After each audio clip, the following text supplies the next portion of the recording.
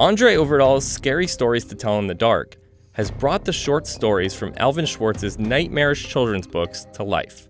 And even if you were able to keep your eyes open the entire time, there are a number of callbacks to the original stories and other Easter eggs scattered throughout the movie. Here's everything you might have missed. And warning, spoilers ahead. While the books were written in the early 1980s, the film is set in 1968. Producer Guillermo del Toro has said that this date was chosen because he considers it an end of innocence for America, and that the Vietnam War is a sort of ghost that looms over the town, with kids literally going missing as they head off to war. There are a number of references to this time period and the war in the movie. The school is putting on the 1960s musical Bye Bye Birdie, which was based on Elvis Presley being drafted into the army.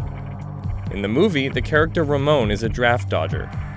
On a school bulletin board, you can see the lyrics to the Pete Seeger song Turn, Turn, Turn, which was covered by the Byrds in 1965 and became popular as an anti-war anthem. The drive-in theater is showing The Night of the Living Dead. This classic black and white horror film was first released on October 1st, 1968. Del Toro has described George Romero as an iconoclast. The book featured in the movie was actually inspired by a book from another Del Toro movie, Pan's Labyrinth. In that film, the main character Ophelia is given the Book of Crossroads, which also writes itself. If you listen carefully, the music actually changes slightly each time a different story is being featured on the screen, according to composer Anna Drubik. Harold centers around guitar and banjo. The Big Toe is mostly brass. The Red Spot involves string instruments. The Pale Lady has woodwinds, and the Jangly Man is heavy on percussion. Some of the characters in the film are directly from the original books, and others are new. The character who is chased by Harold is named Tommy. In the books, he's named Thomas, but instead of transforming into a scarecrow, the character in the books is skinned by the monster. Ruth is both the name of the girl in the Red Spot and the victim of the spiders in the movie. The boy in the Big Toe has no name, and neither do the characters featured in The Haunted House or Meet Dodie Walker.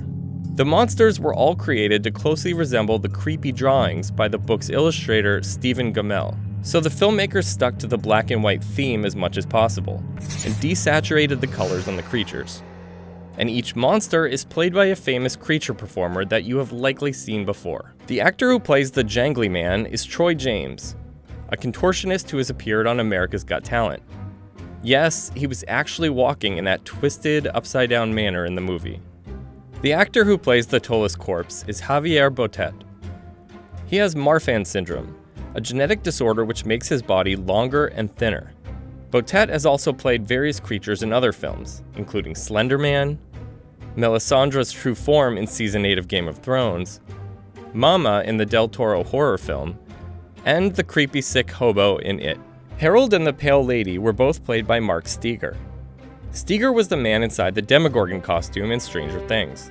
Sarah Bellows appears to be loosely based on a character in the first book of the series, from a story called The Haunted House, in which a preacher encounters a dead woman who emerges from the basement and wants revenge for her murder.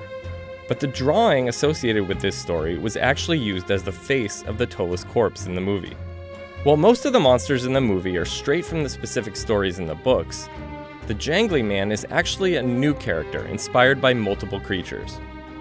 In particular, he was taken from the story Meet Dodie Walker, in which a severed head falls down a chimney. In the original story, a dog responds to the severed head's strange chant with one of its own, Lynchy Kinchy Collie Molly Dingo Dingo, and it drops dead when the head appears. But in the film, it just sort of growls and runs away.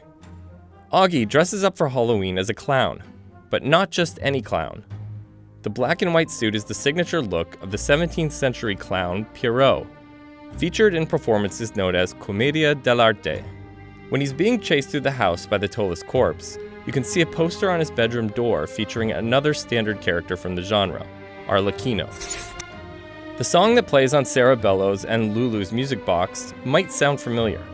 It's called the Hearse Song, which is famously featured in the first book.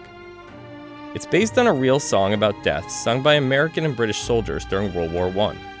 At one point, the kids visit Penhurst Hospital, the scene of Chuck's Pale Lady encounter. Penhurst was a real asylum in Spring City, Pennsylvania that closed in 1987 and has now been reopened as a haunted attraction. When Stella is flipping through Sarah's book, we see several other stories from the original books that weren't featured in the movie. These include The Wendigo, about a man who mysteriously disappears in the woods, Strangers, about a man who meets a ghost on a train, The Cat's Paw, involving a woman who turns into a cat and loses her foot, and The Attic, in which a man is trying to find his missing dog in his own attic, opens the door, and screams because he steps on a nail. In the beginning of the movie, we see a short horror story in Stella's bedroom that's not in the Scary Stories books, called The Whistling Room by William Hope Hodgson. And her bedroom is also full of shoutouts to some obscure horror films from the 1950s. There are posters for movies like Beast from Haunted Cave, Mesa of Lost Women, Frankenstein's Daughter, and Indestructible Man. Did we miss anything? Let us know in the comments.